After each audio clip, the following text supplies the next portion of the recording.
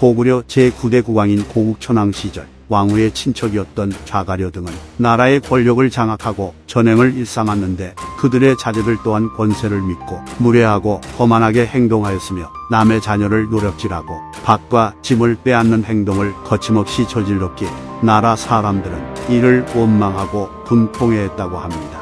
그래서 고국천왕은 외척들의 횡포가 선을 넘는다 생각해 결국 이들을 죽이려 했고, 이에 좌가려 등은 자신이 속한 연나부 사람들과 함께 반란을 일으켜 왕도를 공격해왔으나 고국천왕은 수도 주변의 병력을 총동원해 반란을 제압하는 데 성공했고, 반란을 일으킨 자들을 전부 죽이거나 귀양을 보내버립니다. 이후 고국천왕은 신하들에게 요즘 총애하는 것에 따라 관직을 주고 덕행이 뛰어난 자의 자기가 승격되지 않으니 그 해덕이 백성에게 미치고 우리 왕실까지 공유시키고 있다. 이는 과인이 현명하지 못하여 일어난 일이다. 이제 너희 사부는 각기 현명하고 어질면서도 지위가 낮은 자를 청거하도록 하라 라고 말했다 합니다. 이후 모든 신하들이 입을 모아 동부 출신 안류를 청거하였기에 고국천왕은 그를 불러 국정을 맡기려 했으나 안류는 고국천왕에게 저는 남보다 못나고 어리석으니 진실로 나라의 일을 맡기에 부족합니다. 서암록곡 좌물천의 을파서는 유리왕 시대 대신인 을소의 후손으로 성격이 강직하고 지혜와 생각이 깊지만 세상에 등용되지 못하고 농사를 지으며 살고 있습니다. 만약 대왕께서 나라를 잘 다스리고자 하신다면 이 사람이 아니고서는 어려울 것입니다 라고 말했다 합니다. 이에 왕은 을파서에게 사신을 보내 겸손한 말과 정중한 예로서 초빙하여 그를 중해대부에 임명하고 관작을 더하여 우태로 삼은 뒤 나는 외람되게도 선왕의 대업을 이어받아 왕의 자리에 있으나 덕이 부족하고 재주가 모자라 백성들을 다스리는데 어려움이 있어 공은 능력을 숨기고 지혜를 감춘 채 외진 곳에 있은 지 오래되었음에도 내 제안을 거절하지 않고 이렇게 바로 와주었으니 이것은 나만 기쁘고 행복한 것이 아니라 사직과 백성의 복이라 생각하오. 이제 가르침을 받고자 하니 공은 그 마음을 다해 주기를 바라오 라고 말하며 진심으로 을파서를 대합니다.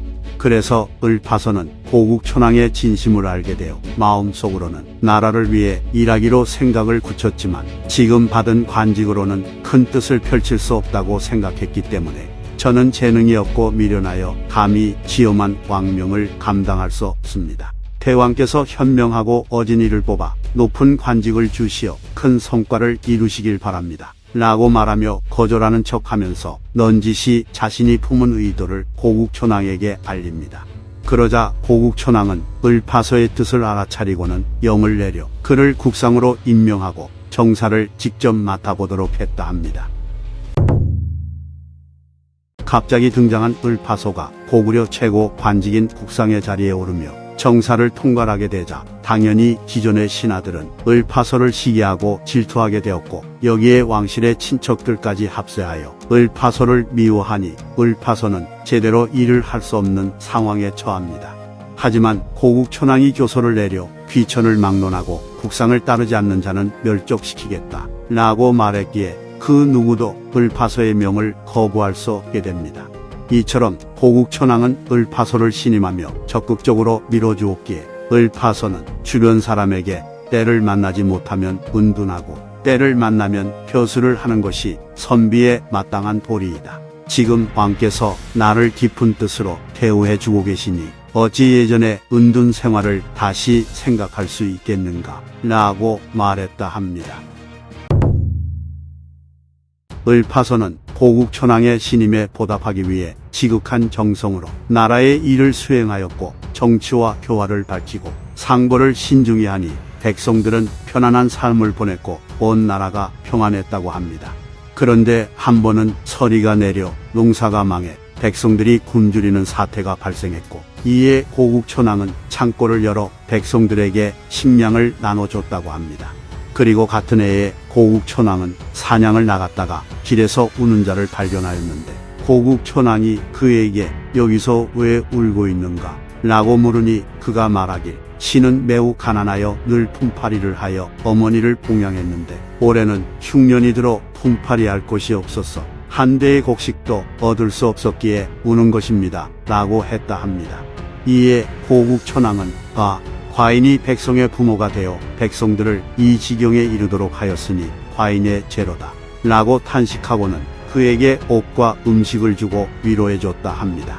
또한 여기서 멈추지 않고 담당 관청에 명하여 호랍이 과부, 고아, 홀로 사는 노인, 병들고 가난하여 스스로 살아갈 수 없는 사람들을 널리 찾아 구제해 먹여 살리도록 했으며 매년 봄 3월부터 가을 7월까지는 관에 곡식을 내어 백성들에게 식구수에 따라 차등이 있게 식량을 빌려준 다음 겨울 10월에 이르러 갚게 하도록 하고 이것을 제도화하였기에 도성과 지방에 사는 백성들은 매우 기뻐했다고 합니다. 이처럼 기록에 따르면 우리나라 최초의 복지제도라 불리는 진대법을 시행한 주체는 을파서가 아닌 호국천왕으로 나옵니다. 하지만 앞서 나왔듯이 호국천왕 시절 주요 국가 사무를 관장하고 실무를 담당했던 인물이 을파서였고 그는 국상의 자리에 오르기 전에는 농사를 지으며 백성들의 삶에 대해 잘 알았기 때문에 백성들이 꼭 필요한 시기에 곡식을 대여해주는 진대법이라는 정책이 나올 수 있지 않았을까 하고 추정해봅니다. 호국천왕은 을파서를 청거했던 안류를 불러 만약 그대의 조언이 없었더라면 나는 을파서를 얻어 함께 나라를 다스릴 수 없었을 것이다. 지금 여러 공적이 쌓인 것은 어찌 보면 그대의 공이기도 하다. 라고 말한 뒤 안류를 대사자에 임명했다 합니다. 을파서는 호국천왕이 죽은 뒤에도 계속 국상의 자리에서 나라를 위해 힘쓰다 다음 왕인 산상왕 시절에 눈을 감았는데 그가 죽자 나라 사람들이 통곡했다는 기록이 있는 것으로 봐선 그는 죽기 전까지도 백성들을 위한 선정을 펼쳤던 것으로 보입니다. 이상 한국사 인물열전 을파서편 마치겠습니다. 재미있게 보셨다면 좋아요와 구독, 알림 설정 부탁드립니다. 감사합니다.